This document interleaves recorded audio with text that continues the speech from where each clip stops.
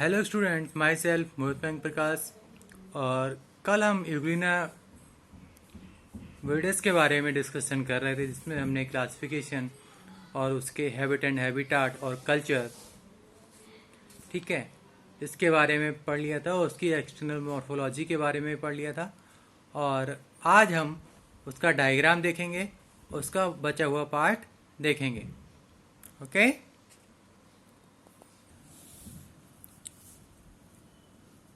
जिसमें हम इसका डायग्राम देखेंगे।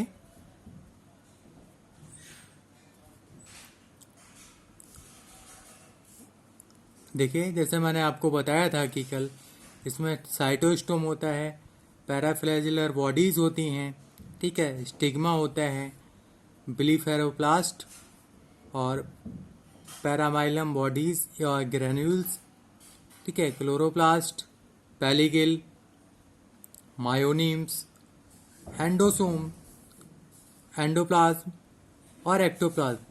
जैसा कि मैंने आपको बताया कि साइटोप्लाज्म इसमें दो पार्ट में डिवाइड होता है, ठीक है। कौन कौन से? एक्टोप्लाज्म और एंडोप्लाज्म। यानी एक्टोप्लाज्म बॉडी का बाहर का पार्ट, साइटोप्लाज्म का जो बाहर का पार्ट है उसे हम एक्टोप्लाज्म कहते हैं, जिसमें कोई स्ट्रक्चर नहीं पाया जाता है। और ठीक है, एंडोप्लाज्म जहाँ पर और सारे न्यूक्लियस के अलावा और सारे ऑर्गन्स पाए जाते हैं, उसे हम एक्टोप्लाज्म कहते हैं। ये हमारा न्यूक्लियस है। हम न्यूक्लियस उसमें देखें कौन कौन से हमारे पार्ट हैं। इसमें न्यूक्लियर मेम्ब्रेन है,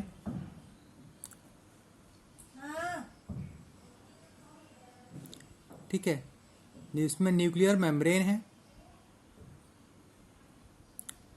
क्रोमोसोम्स हैं, न्यूक्लियर प्लाज्म है, न्यूक्लियस है, ठीक है। इन सबको मिलाकर न्यूक्लियस बनता है। फिर न्यूक्लियस से हमारे ब्लीफेरोप्लास्ट तक एक स्ट्रक्चर जाता है जिसे हम राइजोप्लास्ट कहते हैं। क्या कहते हैं? राइजोप्लास्ट कहते हैं, ठीक है। अब बात करते हैं हम फ्लैजिला की। तो हमारे इसमें दो फ्लैजिला होते हैं। किसमें? रिजर्वायर में। रिजर्वायर में जो हमारा माउथ होता है उसको हम सेल माउथ या साइटोस्टोम भी कह सकते हैं, ठीक है। इसको हम साइटोफेरिंक्स भी बोल सकते हैं, यानी इसकी जो कैविटी है उसको हम साइटोफेरिंक्स भी बोल सकते हैं। अब इसमें दो फ्लैजिला होते हैं, एक फ्लैजिला लॉन्ग होता है, एक फ्लैजिला शॉर्ट होता है। और दोनों फ्लैजिला हमारे रिजर्वायर में प्रेजेंट होते हैं। जो शॉर्ट फ्लैजिलम है, ठीक है, वो स्टिग्मा को, वो ब्लीफेरोप्लास्ट को से कनेक्ट होता है। और दूसरा लॉन्ग फ्लैजिला है, वो स्टिग्मा से होता हुआ बाहर स्टिग्मा से होता हुआ और साइटोस्टोम से होता हुआ, ठीक है, लोकोमोटिव फ्लैजिलम वो बाहर निकल आता है, जिसे हम लोकोमोटिव फ्लैजिलम कहते हैं। और इस लोकोमोटिव फ्लैजिलम पर मैस्टिगोनीम्स होते हैं, जो म्यूसिफेरस बॉडीज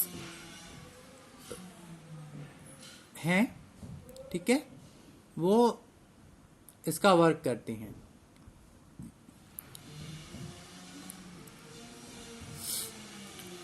इसमें फूड वैक्यूल्स होती हैं, क्योंकि फूड के लिए फूड वैक्यूल्स होंगी, ठीक है, जिसमें फूड के लिए जाएगा फूड वैक्यूल्स होती हैं। और कॉन्ट्रेक्टाइल वैक्यूल होती है, जो कि एक होती है, लार्ज कॉन्ट्रेक्टाइल वैक्यूल्स होती हैं। ये हमारे क्लोरोप्लास्ट हैं, जैसा कि मैंने आपको बताया।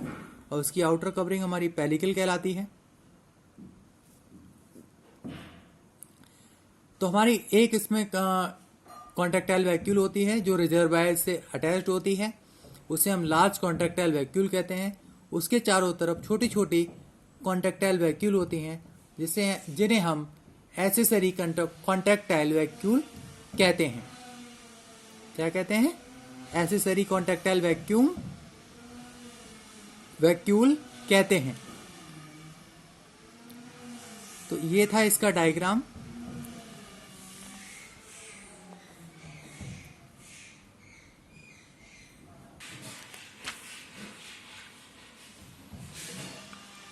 बात करते हैं हम साइटोप्लाज्म। जैसा कि मैंने आपको बताया कि पेलिकल से अंदर की ओर कोशिका द्रव्य होता है, जो कि दो क्षेत्रों में डिवाइड किया जा सकता है। ठीक है, अब वो दो क्षेत्र कौन कौन से हैं, आइए हम उसको विस्तार से देखते हैं। एक्टोप्लाज्म और एंडोप्लाज्म। इसमें पहला है एक्टोप्लाज्म। ठीक है, अब एक्टोप्लाज्म क्या है, आइए देखते हैं। पेलिकल से अंदर की ओर साइटोप्लाज्म का क्लियर, कॉम्प्लेक्स एवं संकरा पर्दीय क्षेत्र बहिर्द्रव्य, इसे हिंदी में हम बहिर्द्रव्य कहते हैं और इंग्लिश में एक्टोप्लाज्म कहलाता है।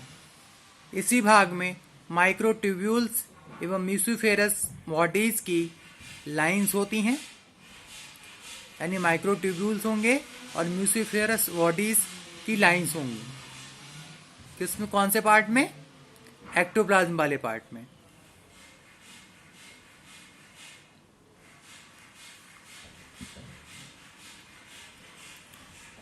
अब इसका दूसरा पार्ट आता है एंडोप्लाज्म। साइटोप्लाज्म का यह कणदार यानी ग्रेनुलर सेंट्रल भाग है, जो एक्टोप्लाज्म की अपेक्षा मोस्टली लिक्विड होता है तथा इसमें केंद्रक एवं अनेक अन्य रचनाएं, nucleus and many other structures होते हैं। क्या होते हैं, nucleus and many other structures होते हैं, जैसे contractile vacuole, food vacuole, chloroplast वगैरह।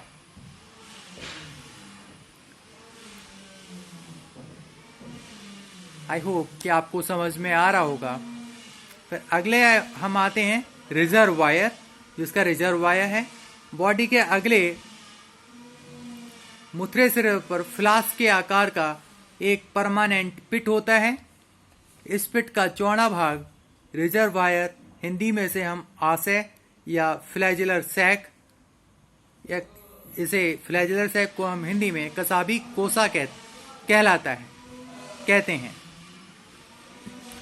जो सेल गलट यानी हिंदी में उसे हम कोशिका ग्रसिका या साइटोफेरिंक्स कोशिका ग्रसनी।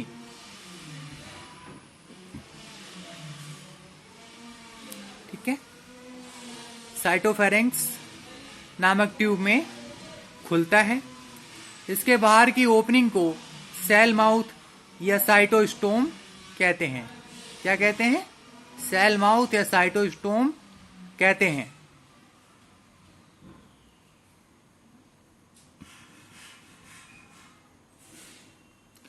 अब बात करते हैं हम फ्लैजिलम की। फ्लैजिलम बॉडी के अगले सिरे पर साइटोस्टोम से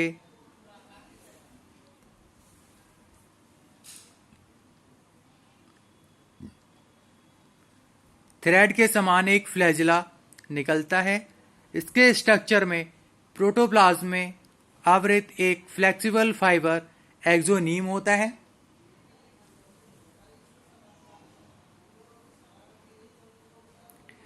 एक्सोनीम होता है। इलेक्ट्रॉन माइक्रोस्कोप द्वारा पता लगा है कि यूग्लिना में दो फ्लैजिला होते हैं। सेकेंडरी फ्लैजिला रिजर्वायर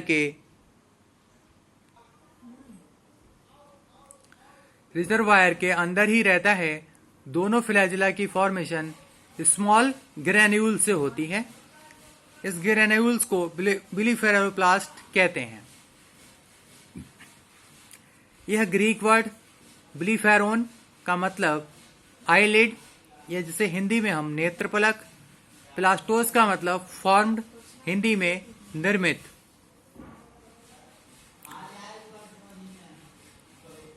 निर्मित यह काइनेटोसोम्स कहते हैं। ये रिजर्वायर के बेस साइटोप्लाज्म में पाई जाती हैं। लॉन्ग फ्लैजिला में बेस के पास में एक लैटरल रिजिस होती हैं जिसे पैराफ्लैजिलर बॉडी कहते हैं। यह फोटो रिसेप्टर की तरह वर्क करती है। इसमें सेंसिटाइजर की तरह वर्क करने के लिए लैक्टोफ्लेविन होता है।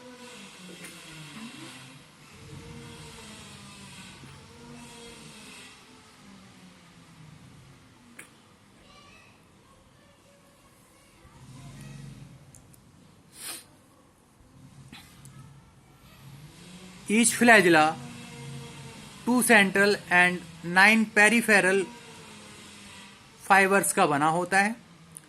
दोनों सेंट्रल फाइबर्स एक इनर सीथ में बंद होते हैं।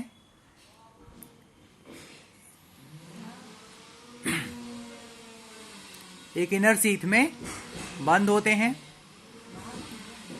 ईच सेंट्रल फाइबर सिंगल होता है, जबकि ईच पेरिफेरल फाइबर पेयर्ड होता है।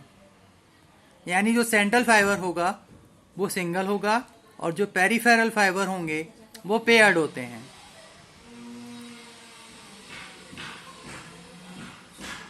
और ईच के स्ट्रक्चर्स में 2 सब फाइबर्स होते हैं। टोटल फ्लैजिला एक आउटर सीथ के अंदर बंद रहता है। यानी जो टोटल फ्लैजिला जो हैं, ठीक है, वो एक आउटर सीथ के अंदर बंद रहते हैं। इनमें कुछ सेकेंडरी फाइबर्स होते हैं जिन्हें हम मैस्टगोनीम्स कहते हैं। क्या कहते हैं? मैस्टगोनीम्स कहते हैं।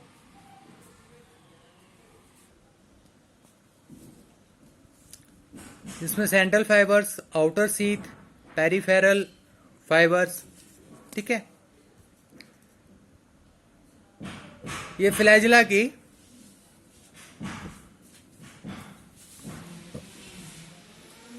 टीएस है, ठीक है, जिसमें सेंट्रल फाइबर्स हैं जो आउटर सीथ में कवर रहता है।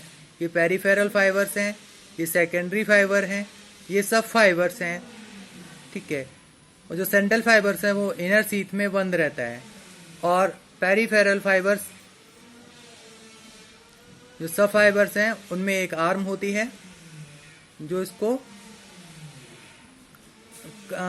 दोनों को रोके रहती है। आई होप आपको समझ में आया होगा। आज के लिए बस इतना ही। Thank you.